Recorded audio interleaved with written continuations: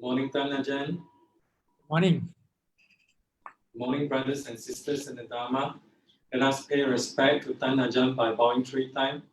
First bow.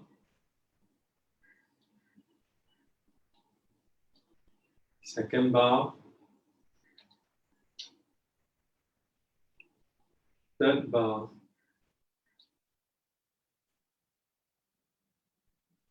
We'll begin with the chanting. May we invite Ajahn to lead us in the chanting, please.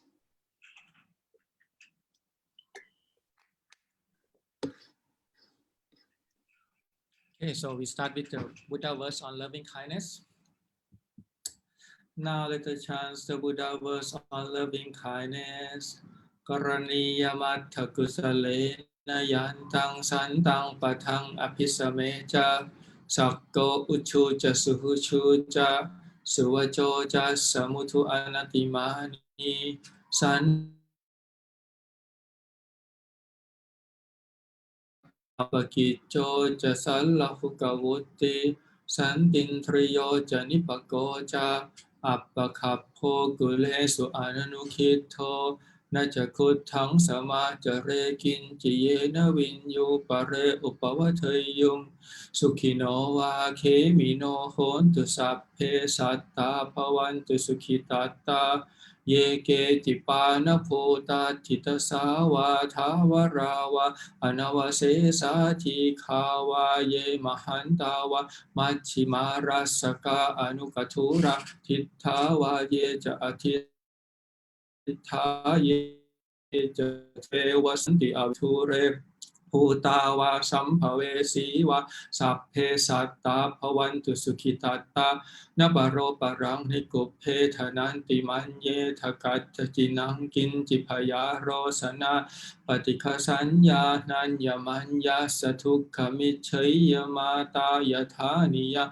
puttang ayusa eka puttamanurabkhe evam pisa papute sumana sampavaye aparimana metanca sappalokasaming mana sampavaye aparimana uttang atho jatiriyan ja asampatang averang asapatang titthang jarang nisinno vasayano vayavata savikhatamito etang sating atithaya brahma metang viharang ithama hutithin ja anupakhamma silawa tassanena sampanno kame suvinaya kethang nahi chatu kapasayang punareti iti.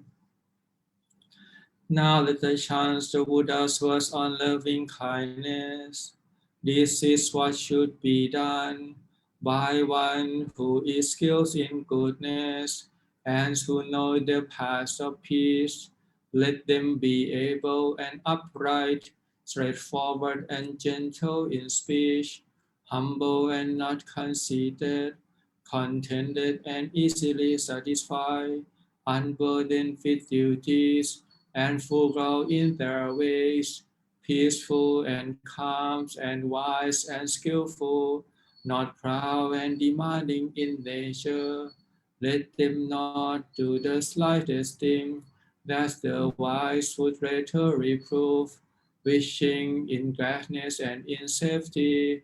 May all beings be at ease, whatever living beings there may be, whether they are weak or strong, omitting none, the great or the mighty, medium, short or small, the seen and the unseen, those living near and far away, those born and to be born, may all beings be at ease.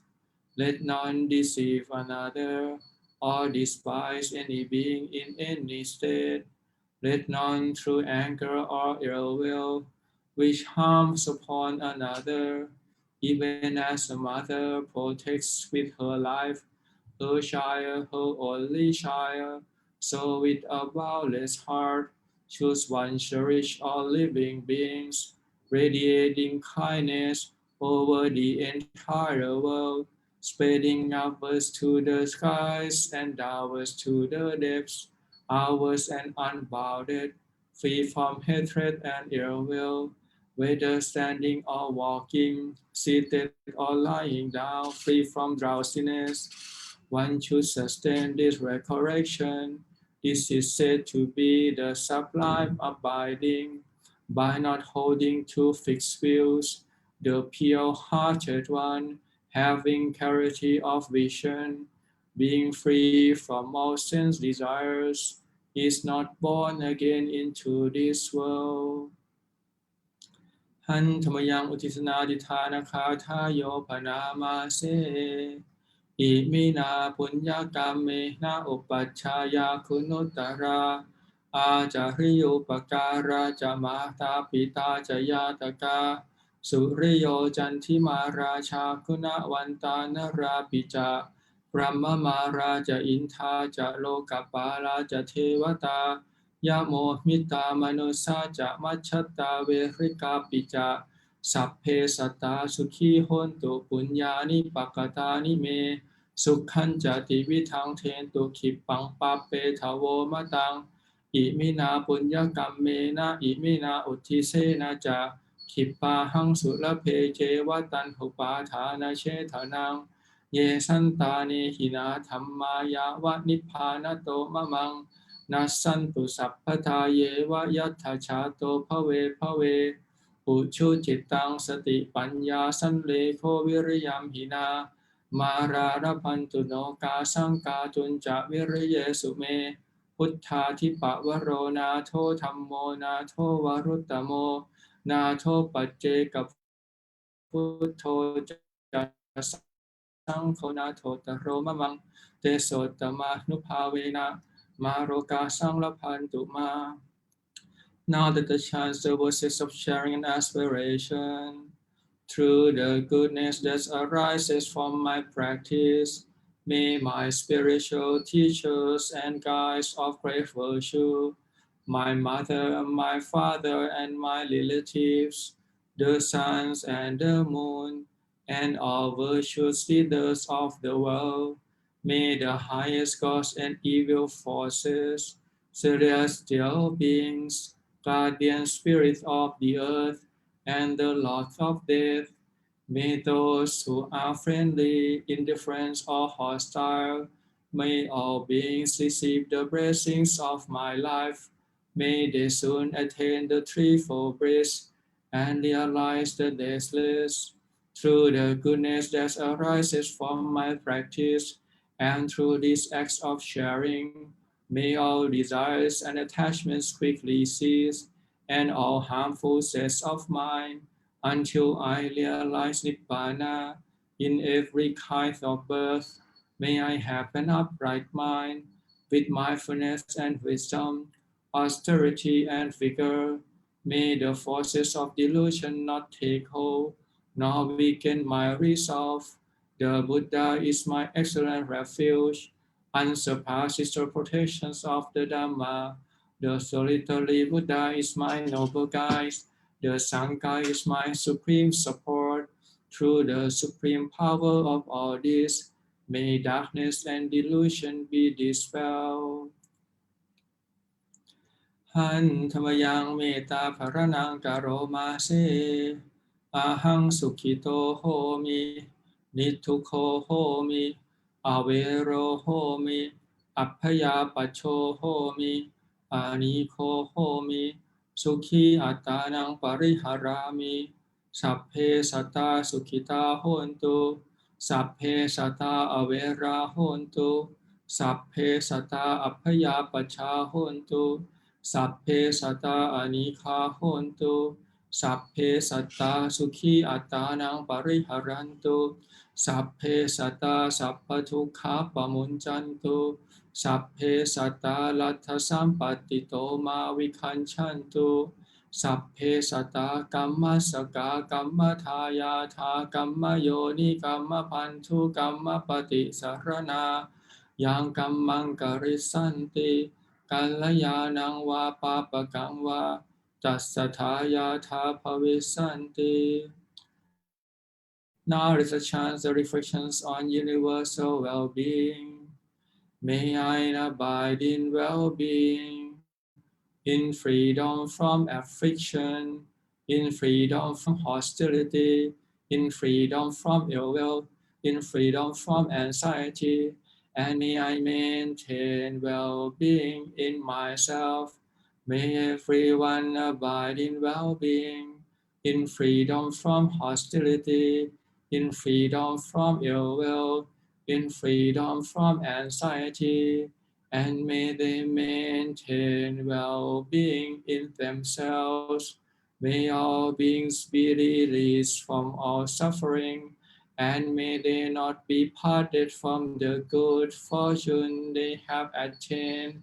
When they act upon intentions, all beings are the owners of their actions and inherit its results. Their future is born from such action, companion to such actions, and its results will be their home. All actions with intention, be they skillful or harmful, of such acts they will be the heirs. Okay, so we do this one for the complete Brahma Vihara. Normally we just do the metta, but I think it's good to finish the whole four of them. Brahma Vihara, the divine abiding.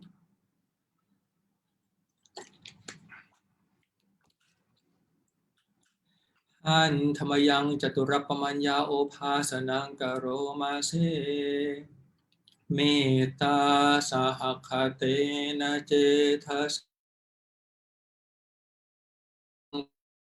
Paritava Viharati Tattha Tuttiyang Tattha Tattiyang Tattha Jatutang Iti Uttamato Diriyang Sapati Sappa Tattaya Sappavanta Lokang Metta Sahakatena Cetasa Vipulena Mahakatena Appamanena Averena Apaya Pachena Paritava Viharati Karuna Sahakatena Cetasa Ekang Tisang Paritava Viharati Tattha Tuttiyang Tattha Tattiyang Tattha Jatutang Iti Uttamato Diriyang Sappati Sappa Tattaya Sappavantang Lokang Karuna Sahakatena Cetasa Vipulena Mahakatena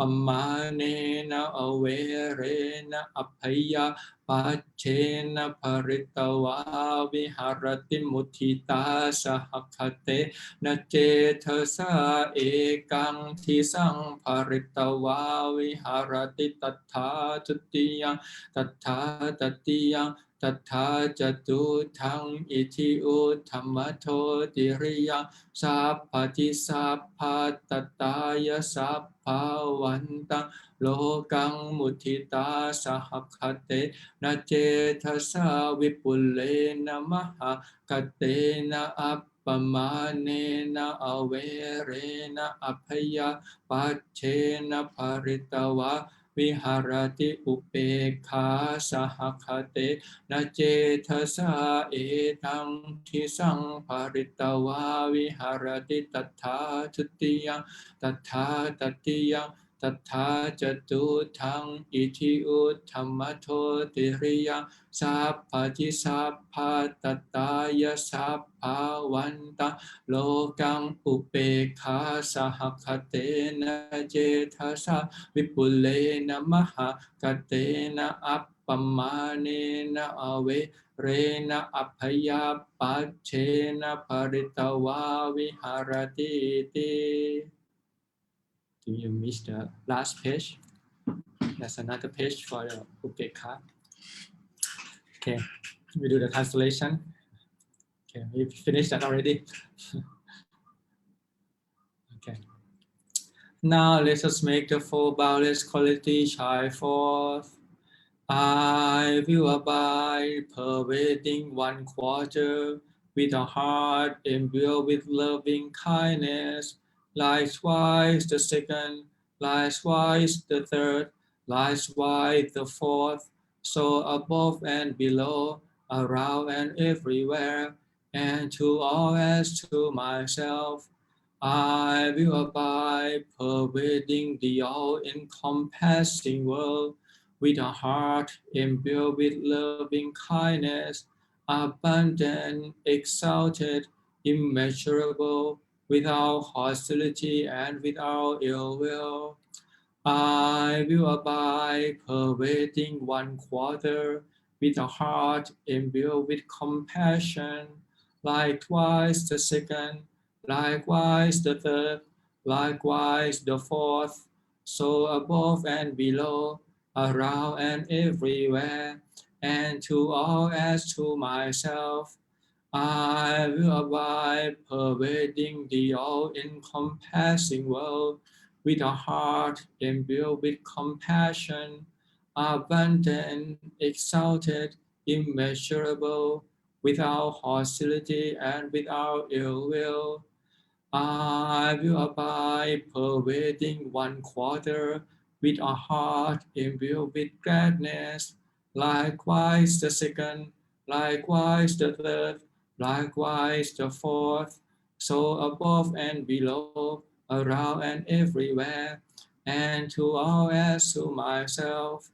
I will abide, pervading the all-encompassing world, with a heart imbued with gladness, abundant, exalted, immeasurable, without hostility and without ill will.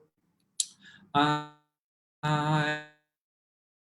abide, pervading 1/4, with a heart imbued with equanimity, likewise the second, likewise the third, likewise the fourth, so above and below, around and everywhere, and to all as to myself. I will abide, pervading the all-encompassing world, with a heart imbued with equanimity, abundant, exalted, immeasurable, without hostility and without ill will. Okay, and now we will chant the thing that will, this is the specific for today, is Magha Puja day, the day that Buddha chanting this Ovata Patimokkha, the training code. Okay, verses on the training code. Han Tamayang Ovata Patimokkha Katha Yo Panama Se Sappapa Passa Akaranang, avoidance of all evil ways, Kusala Supasampata, commitment to what's holy good, Sachitta Pariyo Tapanang, purifications of one mind, Etang Puttana Sasanang, justice is what the Buddha teach, Kanti Paramang Tapoti Tikha, patience is the cleansing frame. Nippanang paramang vatanti Buddha. Nippana is supreme. The Buddha say, Nahi pappachito parupakati. Harming other, you ask no recluse. Sammano hoti parang vihetayanto. A troublemaker is no samana. Anupavato anupakato. To neither insult nor cause wounds, patimokkhe ja sangvaro, to restrain by training rules, mattanyuta ja pattasaming, to know what is enough when taking food, pantan ja sayana sanang, to dwell alone in the quiet place, atijite ja ayoko, and devotion to the higher mind. Etang Puttana Sasanang, every Buddha teaches this. Okay, that's another version.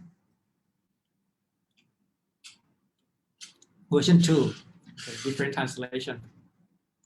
Sappapa Passa Akaranang, not doing any evil, Kusala Supasampata, to be committed to the good, Sachitta Pariyo Tapanang, to purifying one's mind, Etang Puttana Sasanang, These are the teachings of all Buddhas. Khanti paramang tapoti tikha. Patience, endurance is the highest practice, burning out defilements. Nippanang paramang vatanti puttha. The Buddha says Nibbana is supreme. Nahi pappachito paropakati. Not a renunciate is one who injures others. Samano hoti parang vihetayanto. Whoever troubles others can be called a monk. Anupavato, anupakato, not to insult and not to injure. Patimoke jasangvaro, to live restraints by training rules. Mattanyuta japatassaming, knowing one's measure at the meal. Antanja sayana sanang, retreating to the lonely place. Ajijite ja ayoko, devotion to the higher mind. Etang Puttana Sasanam. These are the teachings of all Buddhas. Sadhu, sadhu, sadhu.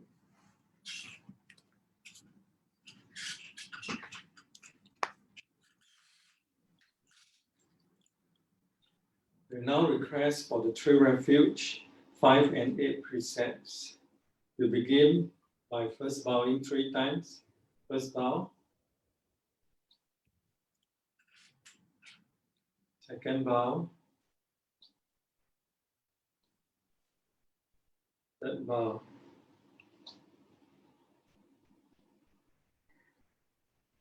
Mayang bante ti saranena saha atta pancha silani yachama dutiyampi mayang bante ti saranena saha atta pancha silani yachama tatiyampi mayang bante ti saranena saha atta pancha silani yachama.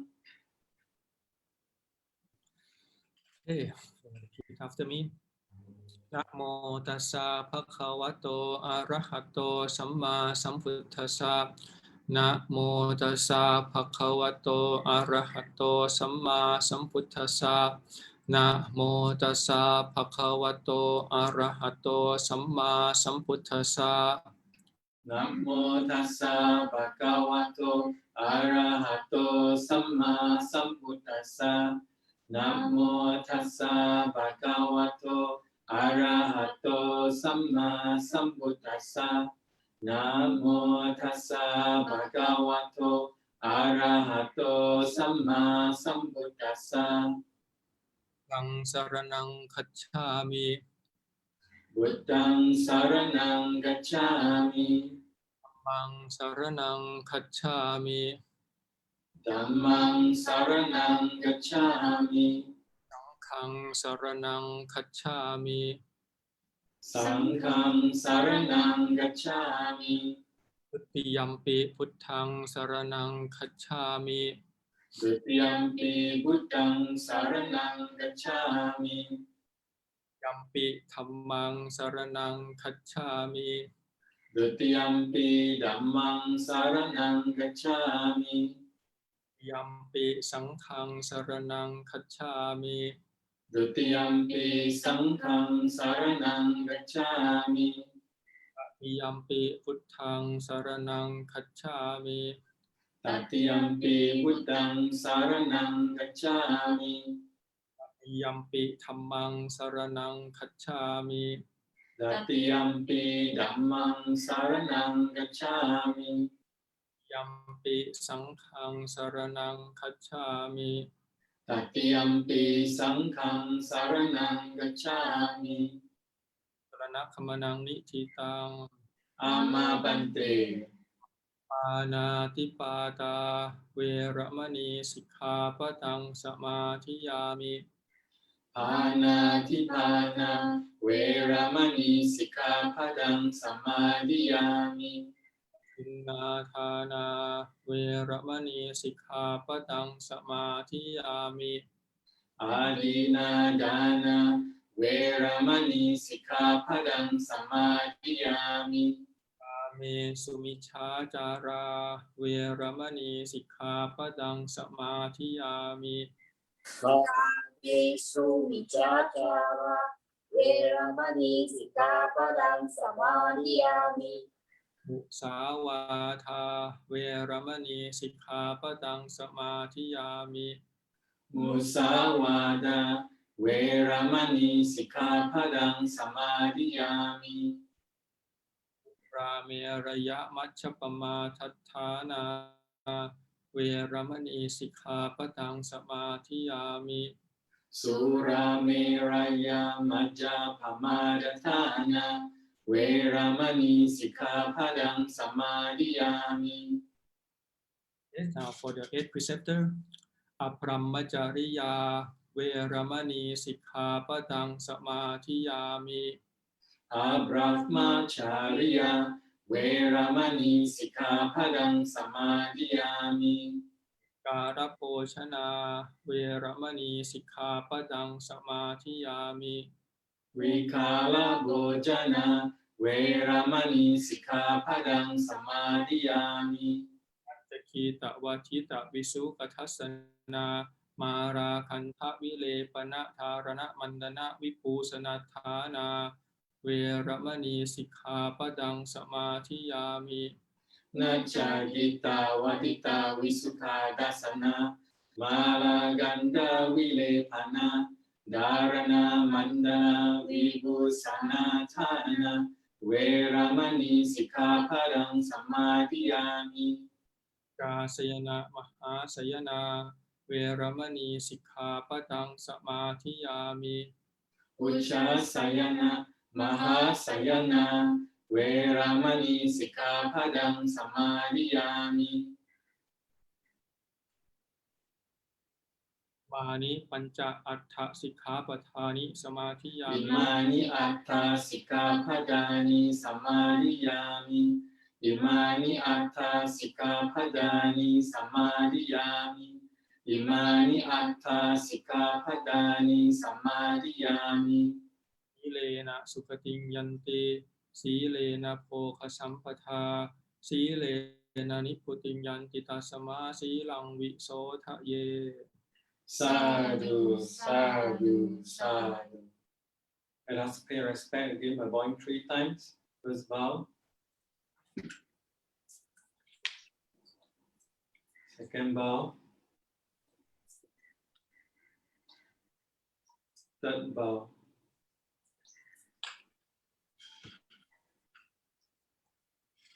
We will now formally request for the Dhamma Talk. Brahma Jaloka Thikpakti Sahangpakti Các tan Jali An Thikwak Rang Ayachakha Santi Thak Sakta Pak Rak Jak Khak Jaktika Thế Se Thủ Thang Mang อนุกังปิกมังปักยัง นะโมตัสสะภะคะวะโตอะระหะโตสัมมาสัมพุทธัสสะนะโมตัสสะภะคะวะโตอะระหะโตสัมมาสัมพุทธัสสะนะโมตัสสะภะคะวะโตอะระหะโตสัมมาสัมพุทธัสสะพุทธังธัมมังสังฆังนะมัสสามิขันติปรมังตโปติติฆาติ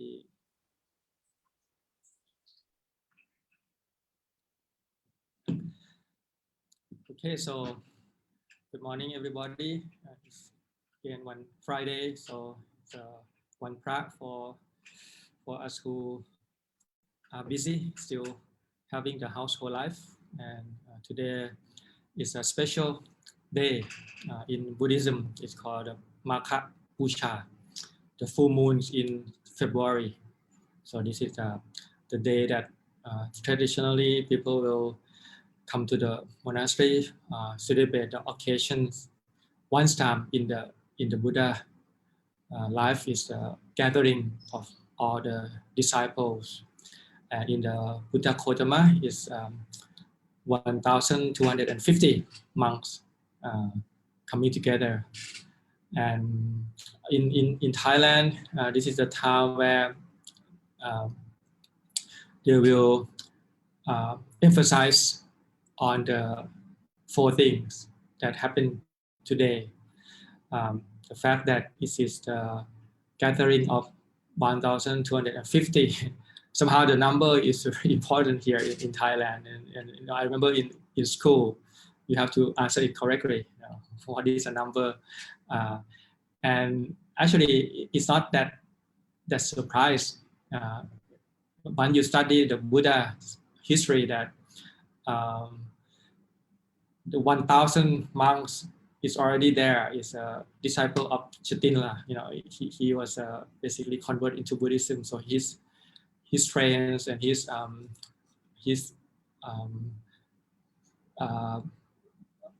whole group is 1,250 is the people, the disciple of Sariputta and Moggallana.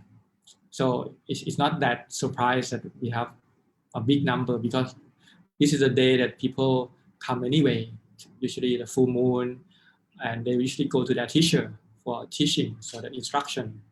So it's not a big surprise. And then all of this monk is Arahant, fully enlightened with all psychic ability. They all have apinya, and without appointment they come, and then Buddha teaching in Ovata Patimokkha, basically the core teaching, or the principle of Dhamma, of how can you teaching, and like we call it the training code.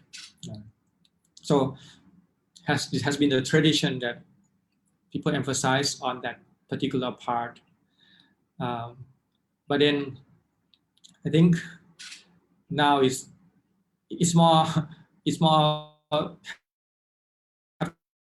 to do with carrying, and this is all the Arahant, and this is the teaching, like the instruction that the Buddha gives, like giving the principle, what we should have in common before we go and propagate the Dhamma. What is the principle of, this is like a checklist for you to, if you want to teach, this is the guideline or the framework of teaching. So I think it's now, for me, when I ordain, I think it's a more important thing is the teaching itself. What does it mean by its teaching? And that we just do the chanting, the Ovata Patimokkha. Ovata means the teaching. Patimokkha is like the principle or the main teaching. So that Patimokkha seems to be a very specific term. Actually, this name also used as a monks, all those 227 rules that the monk have to chant every fortnight. We also call that Patimokkha. That is more like in detail, like one by one rules, what you do, like a checklist. Have you do this or not? And then go after this, go all the way down. But before the whole rules coming together, this Ovata Patimokkha is in the initial state. It's more like it's a guideline. It's not going to specific detail. And this also applies to the lay people as well, not only for the monk. So, but when we translate as a Patimokkha, somehow the lay people think this is nothing to do with me. It's just the monk. But the principle is there that you can learn, and then you can apply to your own. So because the Buddha, he organized the Sangha, he has the whole authority to lay down this rule. But in terms of the bigger or broader community, it depends on the people in that community, usually the king, who decide what's going to be the law of the land. So the Buddha sometimes give the instruction to the king, if you do this and this, and if the king is smart enough, he will learn from the Sangha, and he will lay down the law of the land that according and supporting the monastic, and that's how it's prosper. But if the law of the land go against the law of the Sangha, usually it will decline.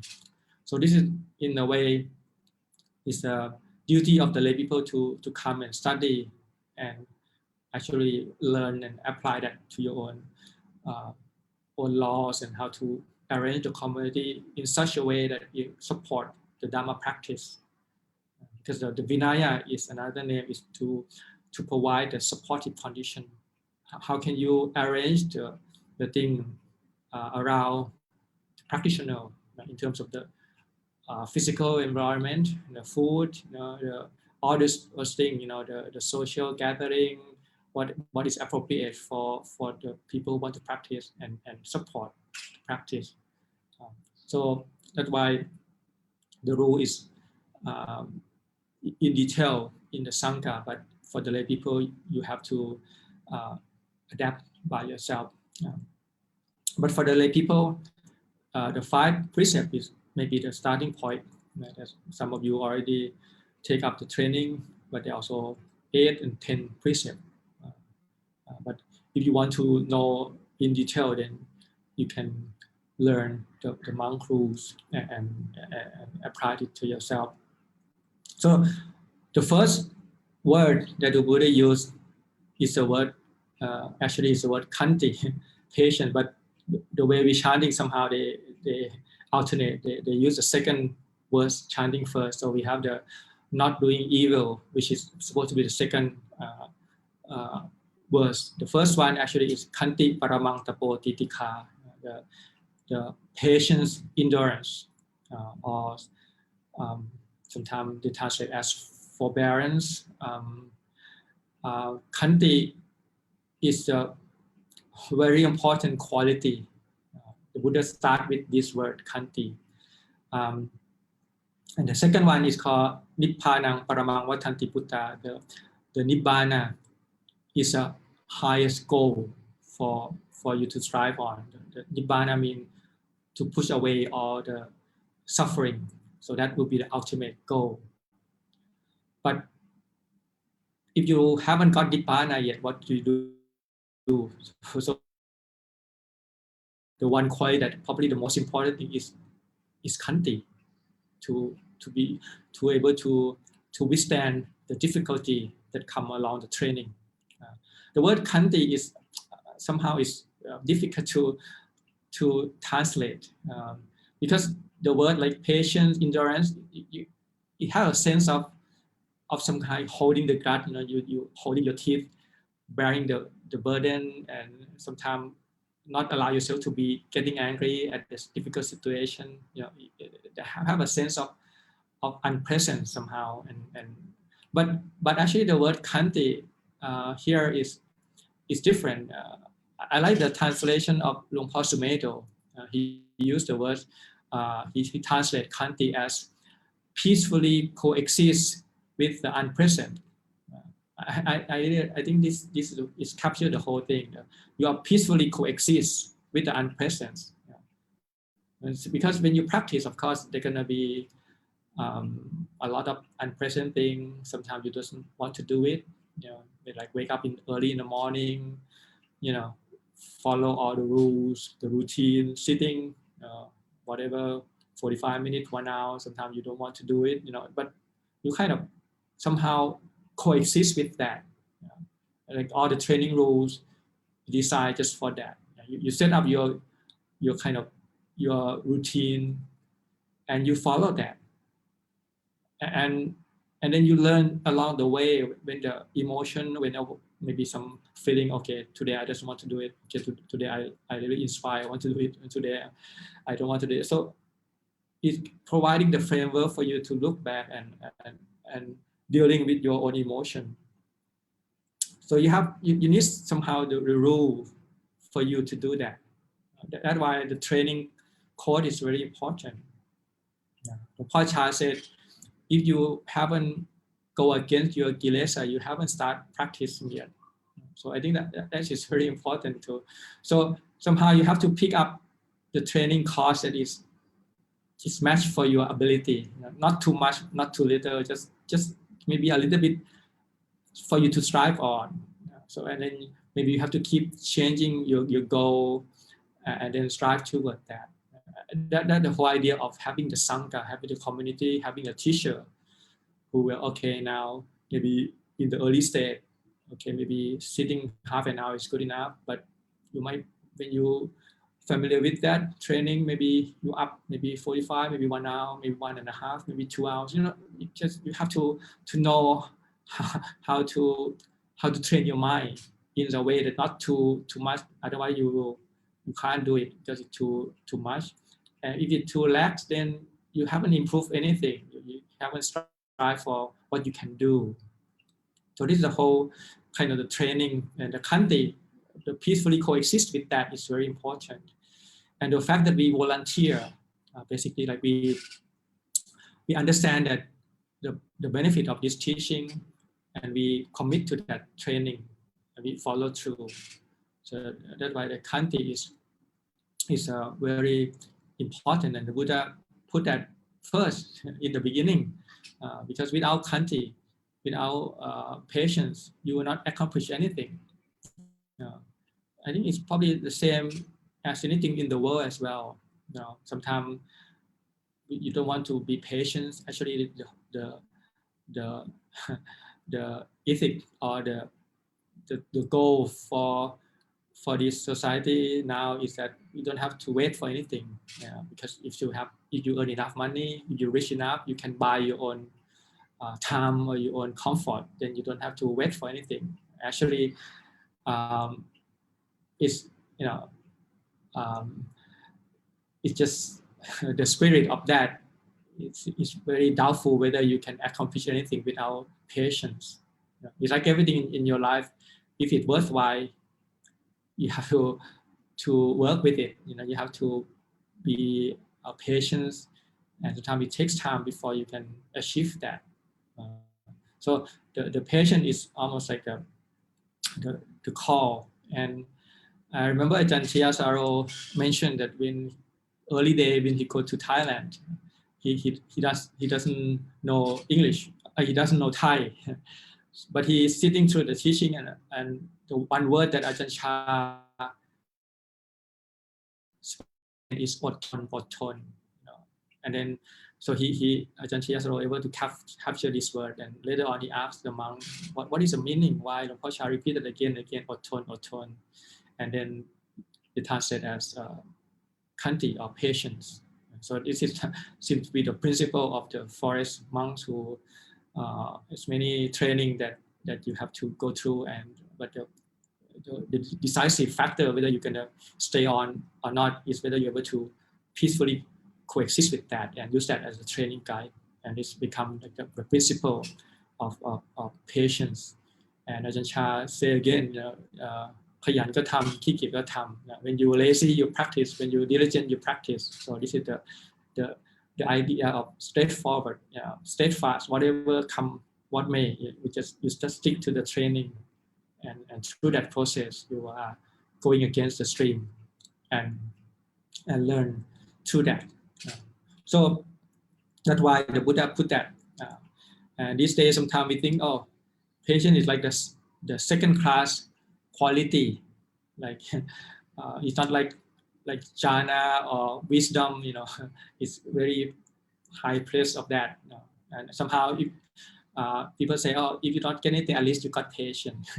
It's become like a second quality. But actually it's not. It's the first class. The khanti is almost, you need a lot of that in practice. You may not need that much wisdom. I mean, the wisdom is just come and go, but the real core wisdom, you don't need much. Like Ajahn Chah said, everything is uncertain. If you have that much, you can go to many things because everything is changing. But the patience is whether you can withhold it before it's go. You bear the burden.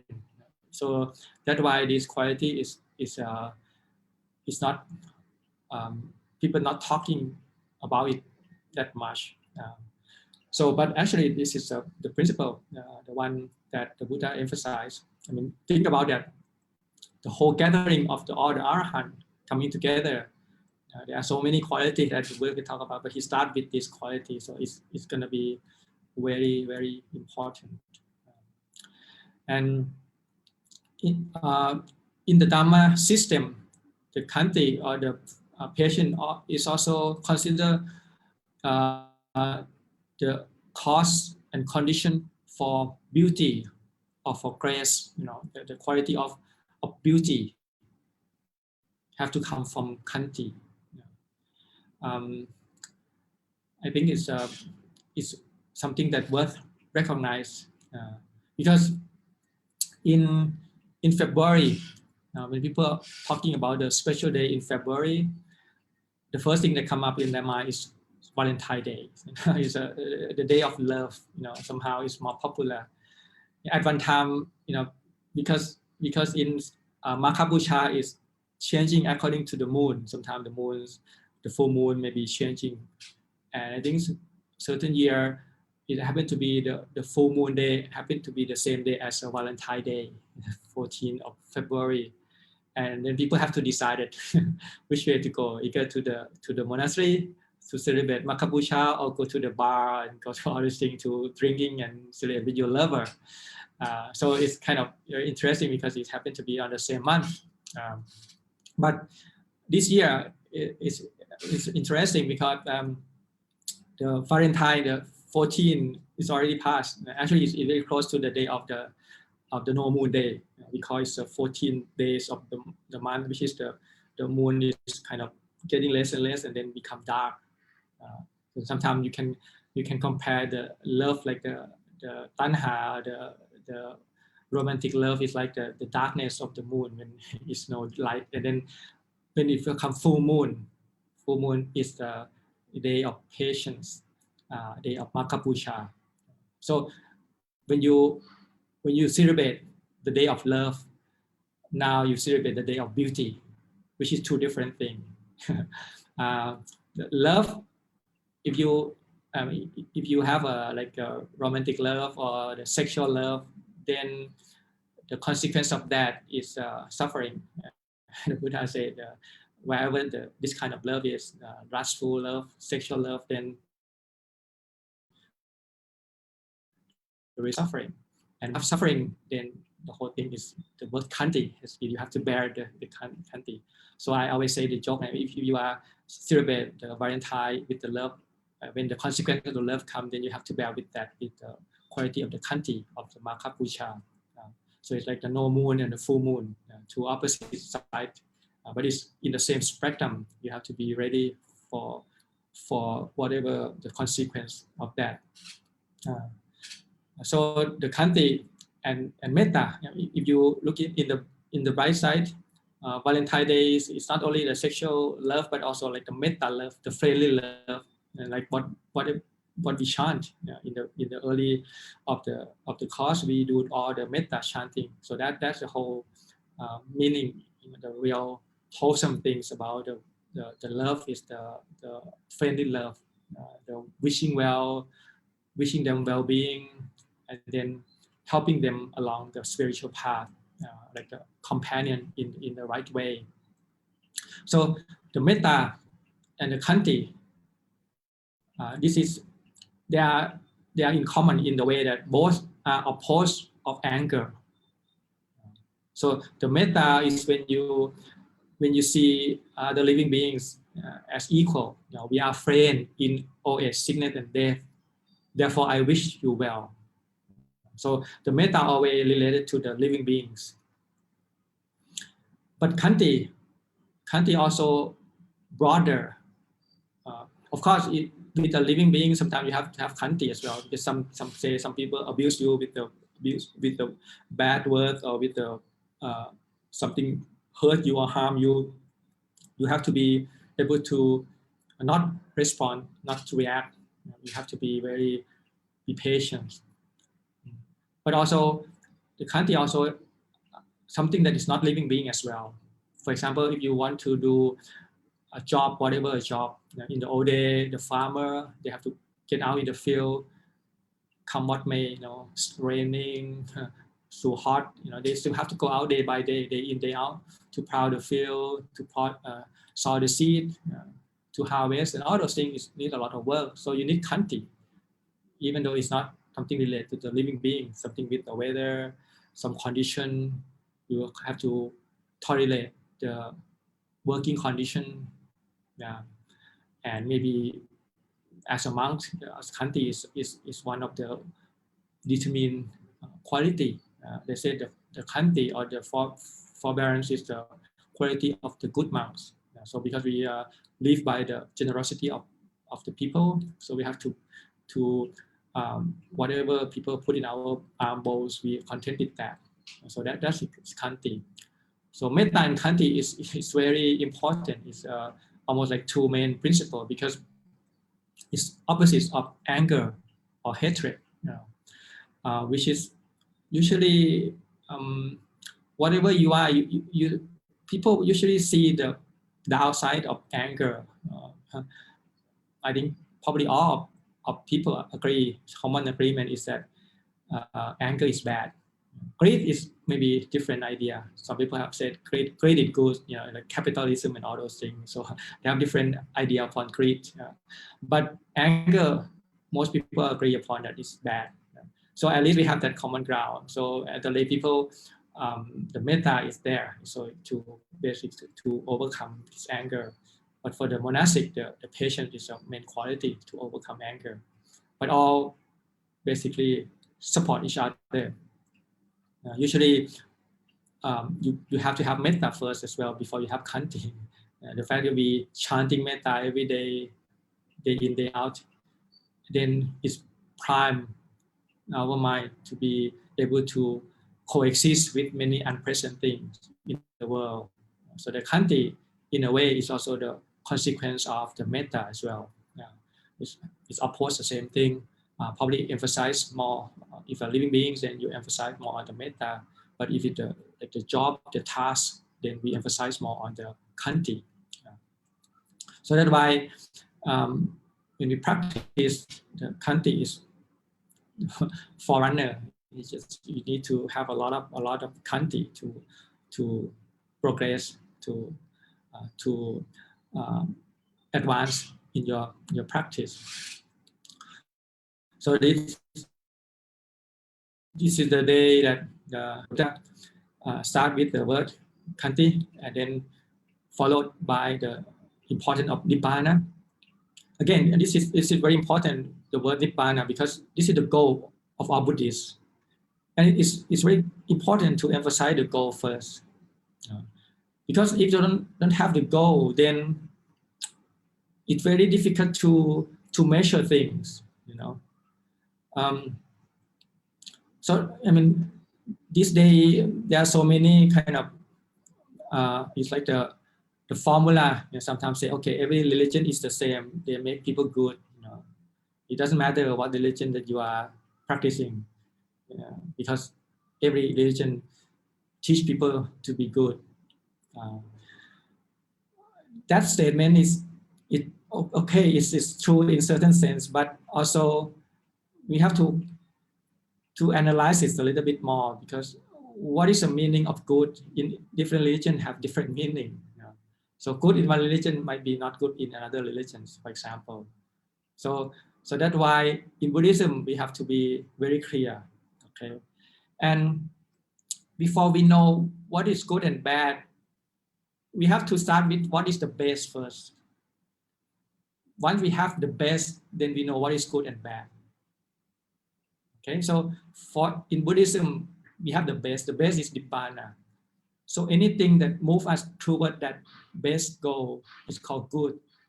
Anything that leads us away from this goal, which is Nibbana, is called bad. So this is basically arranged the whole structure. There's a question people post on Zoom asking me, what is different between wholesome and unwholesome? So this is exactly very important, because this is you have to know that first. Otherwise, you can't practice. You have to know which is wholesome and which is unwholesome. And the teaching the Buddha give the instruction. The first one is to avoid unwholesome and to cultivate wholesome. If you don't know what is unwholesome, what is wholesome, then you might do the wrong thing. You might cultivate the wrong thing, cultivate the wholesome, unwholesome, and then avoid the wholesome thing. So it's very important to know. And the way to know it, you have to know the best first, the Nibbana. Okay, so what leading toward the Nibbana? Okay, first we have to know what leading you away from Nibbana. In Buddhism, it's very clear. Whatever is greed, hatred, and delusion, these three called unwholesome root the root of unwholesome thing. Anything that made you greedy, make you hate or anger or delusion. So this is the thing that leading you away from the goal is called unwholesome. And all the things that support that as well. So the greed doesn't have by itself; it has also supporting around them. So anything that supports the greed we consider unwholesome. And the same way, the opposite of that is the wholesome. So the wholesome is normally we translate as non-greed, non-hatred, and non-delusion. But that translation is not that correct. The in the front of alopa, adosa, amoha, here is mean counteract or the enemy of or to get rid of. And so the adosa, it doesn't mean that not greed. Because like this one is not greed because it can't be greed. You can't say this is adosa. So adosa have to be the quality that is opposite. And when you cultivate adosa or alopa is like going against the greed. So whatever the activity or the mind or the thing that you do will destroy greed, that is called alopa. So for the lay people, we use dana. You're giving away things. When you giving things, whatever, giving things to the monastery, giving it to the charity or whatever, that is kind of credit of your greedy mind. So that's called alopa. For the monks, we meditate.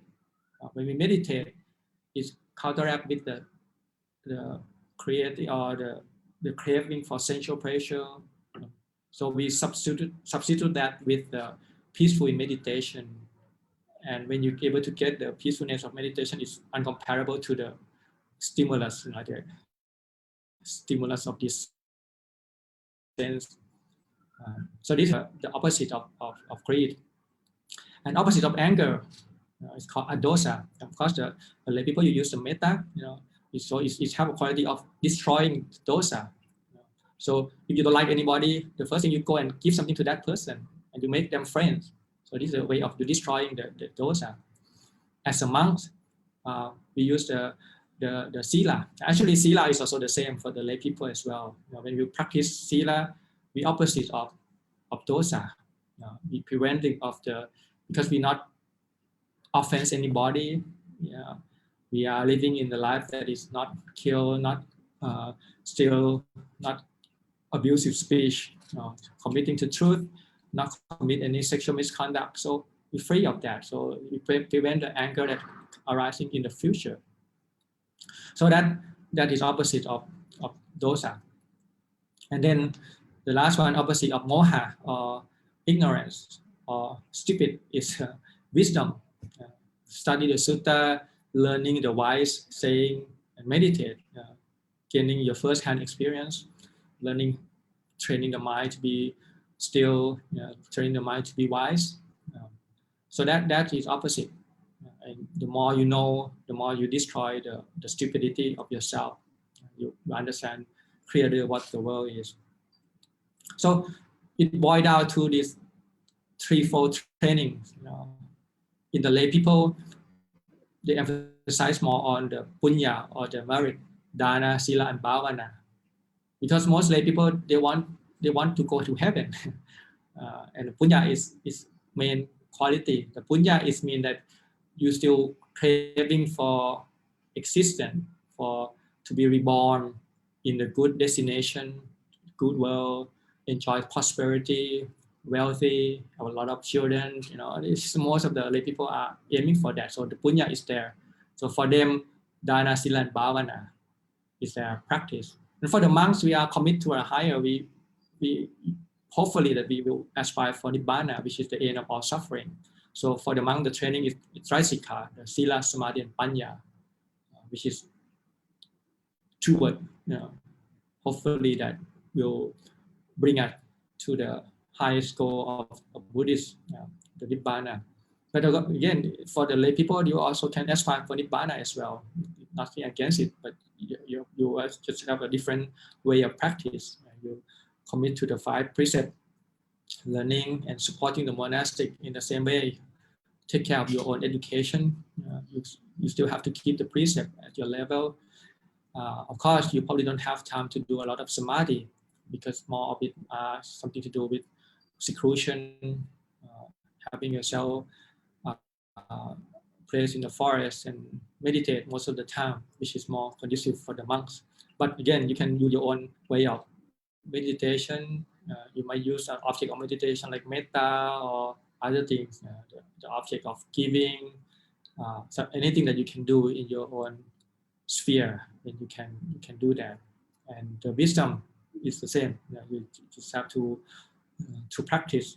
You gain some wisdom to go for release.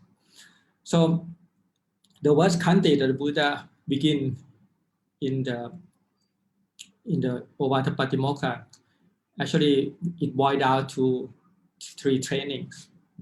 First, to avoid evil. This is to basically stop doing any unwholesome thing. So first you have to study what is unwholesome and to avoid all of that, not to do that. Second one, to nourish and cultivate the wholesome. Here in commentary they explain this, that it include every wholesome training. So it's both samatha and vipassana, both to still the mind and to basically enlighten the mind in the same time. Vipassana means seeing things as it is, seeing what is it is. The thing is changing, is unsatisfactory, as it's not self. So this you are basically see things called vipassana. So the second verse here, to nourish or to fulfill the wholesome, is go up to the Magha, to the when you develop the wisdom enough to cut to the sword, cut the samsara. And then the last one is to purify the mind. The commentary say that this is referred to the bala, the fruit, because the fruit you don't need to cut anymore. The Magha, there are 4 states of Magha: the stream enterer, once returner, non-returner, and arahant. So you have to cut 4 times. But the pala, or the fruit, is basically you have done the job. It's just the mind is purified.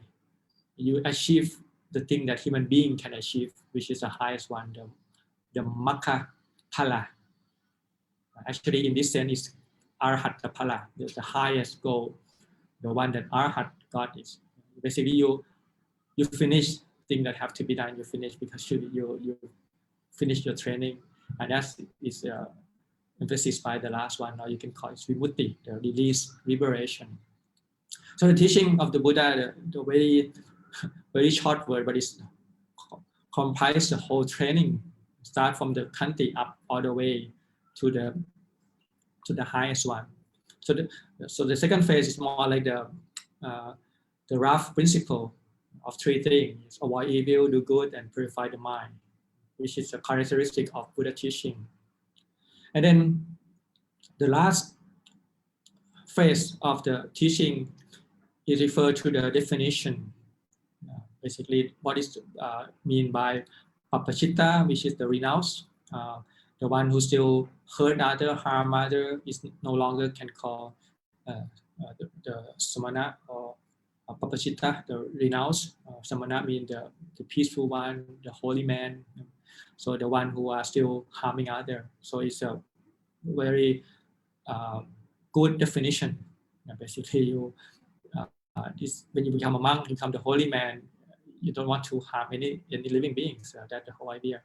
See, because before the Buddha time, there are many type of renunciates or recluse. Sometimes they can, if they not stick to the principle, they can go around and wishing bad to people. If you're not feeding me, then I wish you unwholesome things like that. So the Buddha have to put it very clearly what the definition for the monks, the holy man, is not to harm any beings. And then it's going to detail of what is mean by avoiding evil, doing good, purify the mind, by not speak the bad word, not commit anything. So basically, it's a sila that we do. just go into more detail, and that is included in the principle of Patimokkha. And then, of course, the first Patimokkha also in that phase as well. It refers to the main principle or main training code and appropriate to your livelihood or your commitment. For the monks, we commit to the Patimokkha, which is the highest form of training, 227. So you just go by one detail, and actually every fortnight we will go and we will recite the chanting. It's about 45 minutes. Everybody have to sit through. If you break any rule, you have to confess. And if it's a minor rule, you just need to be not to do it again. If it's a major rule, then you have to treat accordingly. So the major one is like capital punishment. You no longer be a monk. But the maybe the low one is like prisoner. You have to be under probation and somehow do the job to basically atone your behavior and go back to your state. But if it's a major one, you just make the commitment. Okay, I'm seeing my wrongdoing. I'm not going to do that again. Okay, so this is the Patimokkha. In your sense, you take 5 precepts. You can do the same. I always say, you see, when you practice precept, it's very hard to do it by yourself. You need a companion. You need the company that you can confess, because the whole idea of living in community, living together, so you need the feedback. You need the people like a mirror for you. So if you live in a community, then you can pair up, okay? And then maybe if you take 5 precepts, you can see, okay, in the past week, did I follow this precept? Somehow forget and break certain precept. You confess to your friends, your spiritual friends, and your friend can maybe listen to it. And if they commit the same thing, it's not work. You have to find the one who doesn't commit the same thing. But if it's not the same thing, then you can confess to each other. And you can explain, okay, how can I keep this rule pure? You live together. I mean, one can practice this one pure, one cannot. Then the one who can teach the one who can't. This is the whole spirit, isn't it? So sometimes it's maybe you might learn from your friend better than a monk, because I'm not living in your situation. I don't know what is the temptation and all those things. So you live there and somehow you manage to keep that rule. So you are qualified enough to teach your friend. So this is the whole spirit of that. Basically have a feedback, have the forum, basically able to help each other, guiding along the way. And also when you commit it, when you have to say to your friend, it's make you more careful about doing things, isn't it? I mean, if you don't have to do anything, then you should probably succumb to your own defilement. Okay, I'm repeating my own mistake. But if you have to, okay, if I do this, then I have to confess to my friend. Then it's kind of make you think about doing it twice. Maybe I don't want to confess again. What would I look like? Being. So I think this is the thing that is very important. See, in the noble tradition, it's more important to look at your own fault, because that's the thing that something that you can do about it. It's not a spirit of going and looking for the fault of other. If I fall, because it's probably not helpful, because that person probably not gonna make any changing, and you're gonna frustrate by why people not do this and that. I think the whole idea of this social media thing is very off track, because you are basically feeding with all the bad thing that happen, and then you don't have anything to correct that. So changing the other way, looking at your own fault and finding the goodness in other people, because the bad in your is like a treasure for you. If you can change that, it's bringing a lot of good in you. But you have to be ready. You have to be basically ready to listen to your feedback, and then practice and redo it again in a way that is not breaking the precept. So the holy man is what we want. We want to purify our body, speech, and action, verbal action, bodily action, mental action. Somehow we can, and a friend can play a part in verbal and bodily action. We have to dealing with our own thinking, and the sutta is actually the one who do that. When you read sutta, you know how you're thinking and why you don't like this sutta, why you don't think like this, and you slowly changing your way of thinking. So that's why the sutta is come here, because you need the teaching somehow to understand how you see the world, and then with the guidance of the sutta, you shape your thinking it like a Buddha, thinking like the one who knows the world. So it's slowly learning, and then in the Ovatapatimokkha is going to the rules about being moderate in your eating. So this is anything to do with input. I think this day is not only with eating; it's also with the four requisites: the clothing, the medicine, the dwellings, and I always include all those social input that you got as well. You have to know the moderation. What is enough for me? What is the kind of too much is doesn't helpful. You just need enough information for you to practice, and then to find a secluded place.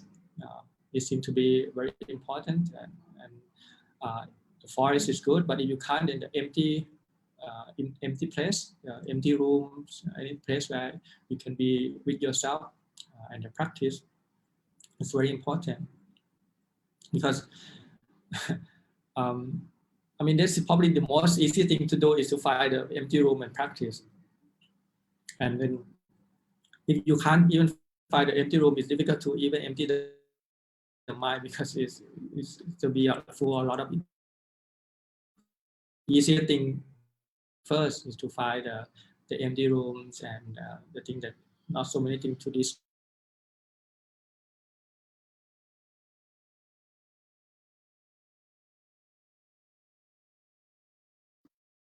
That is mine.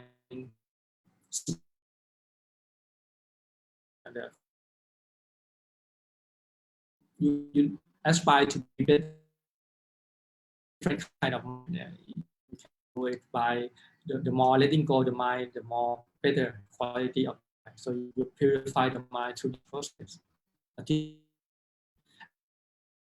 For ati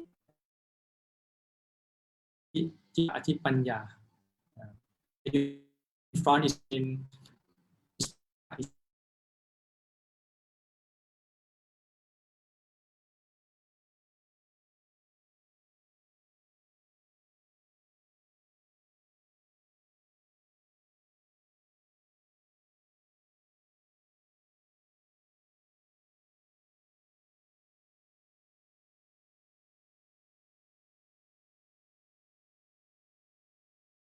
me now.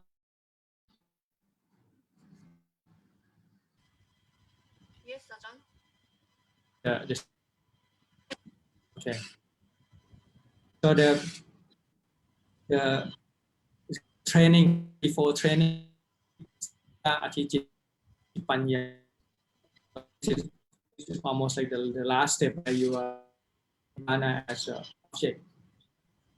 So the Patimokkha is pretty much basically starting from the kind tell you the goal of Buddhist path and step forward to get that goal, which is to develop, to cultivate the Ati Sila, Ati Citta, Ati Panya.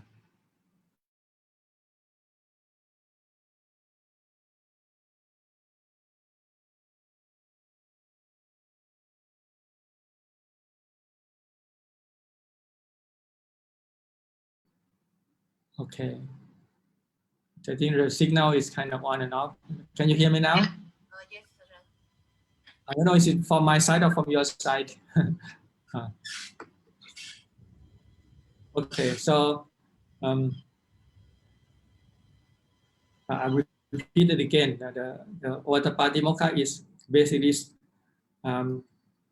start with the patience and then go into the detail of training and the training code, and go to a specific detail, and also the principal one is to avoid evil, do good, and purify the mind. So this has become the Ati Sila, Ati Citta, and Ati Panya, and this is why it's called the Khanti is the condition for beauty. It's beauty in the same of grace, the same of the thing that is like the meaning of life. When you understand that, it's kind of have a beauty in that harmony, in that the way of the understanding.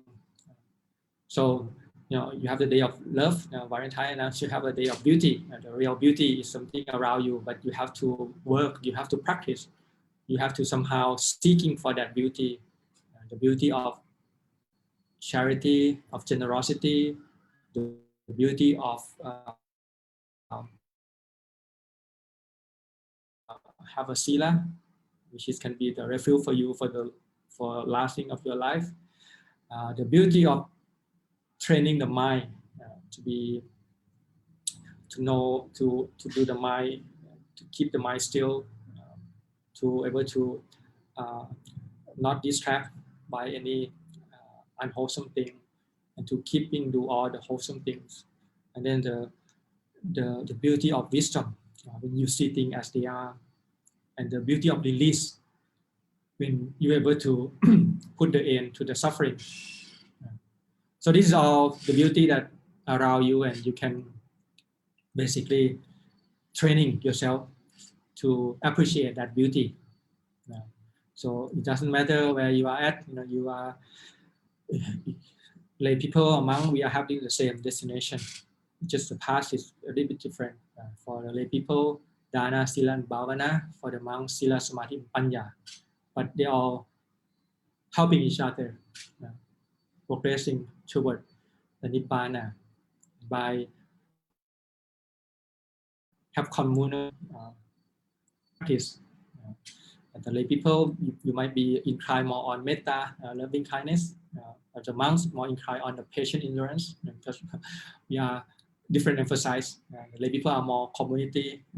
The monk is more seclusion to investigate in more sophisticated truth that is revealed by being alone, because we don't have to be worried about so many things. It's hard enough to have your own body and mind. It's a lot of things to learn when the mind is thinking, why the mind is so love so much on the unwholesome thing, why they love to do the unwholesome, and the result of that is dukkha.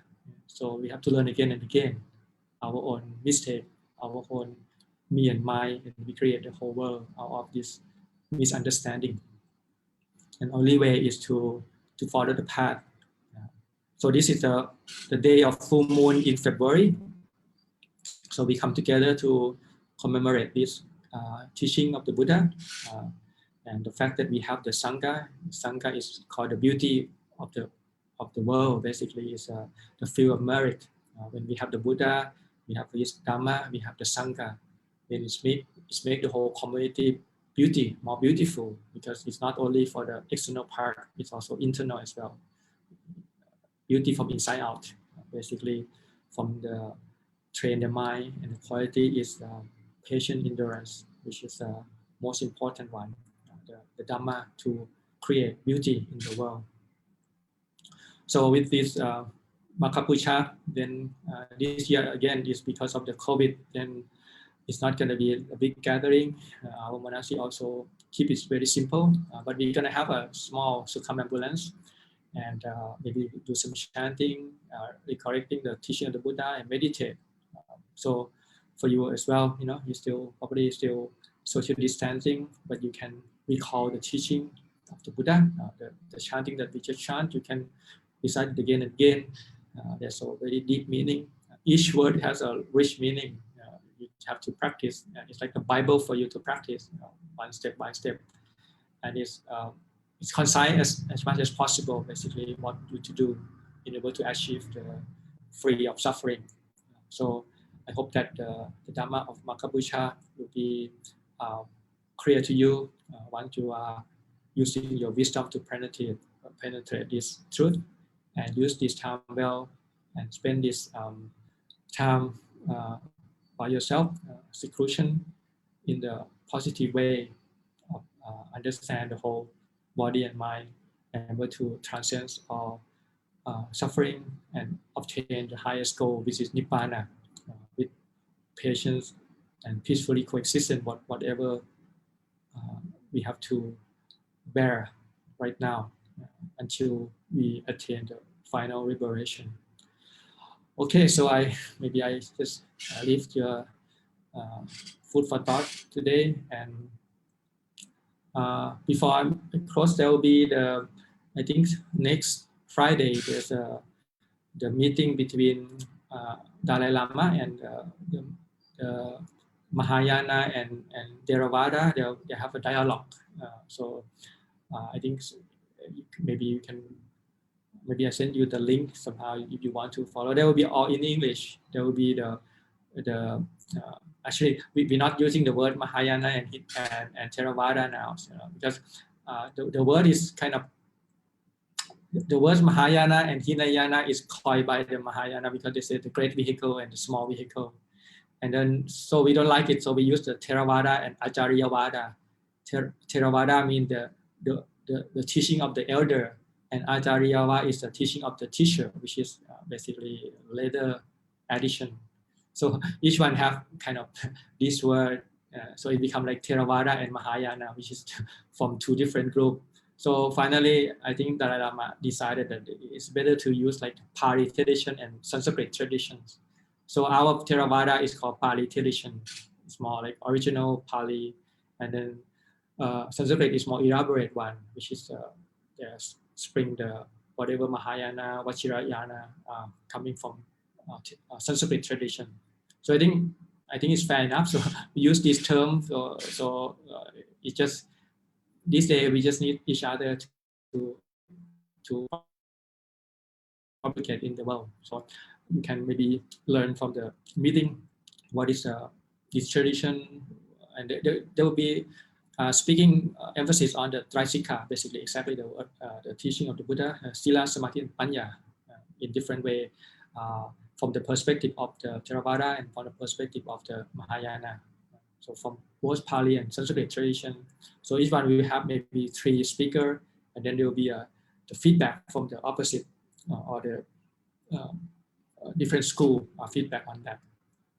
So there'll be the whole day on Friday and Saturday, I think. So if you want to follow that, then I recommend. So I'll be part of that too. I'll be to be feedback on the Theravada part, on the Sila, on the training. Okay, so until next week, may you be well, happy and peaceful, and continue your journey toward enlightenment. Andamaya Dhamma Kataya Sadhu Karanda Dhammase Sadhu, sadhu, sadhu, anumodami.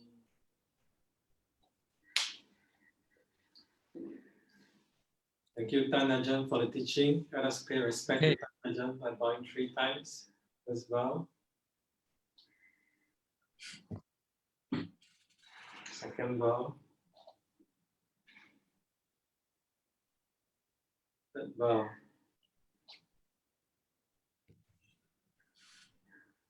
So we'll now invite Tan Ajahn to lead us in the closing homage. Arahang Samma Samputo Bhagava Puttang Bhagavantang Abhivatemi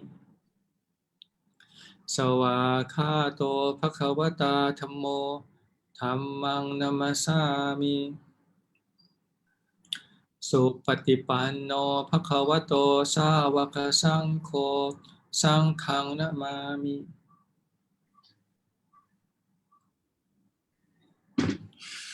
Tan Ajahn. So Tan Ajahn, next Friday we won't have Zoom, so we will see you again the week after next Friday, the week after next week.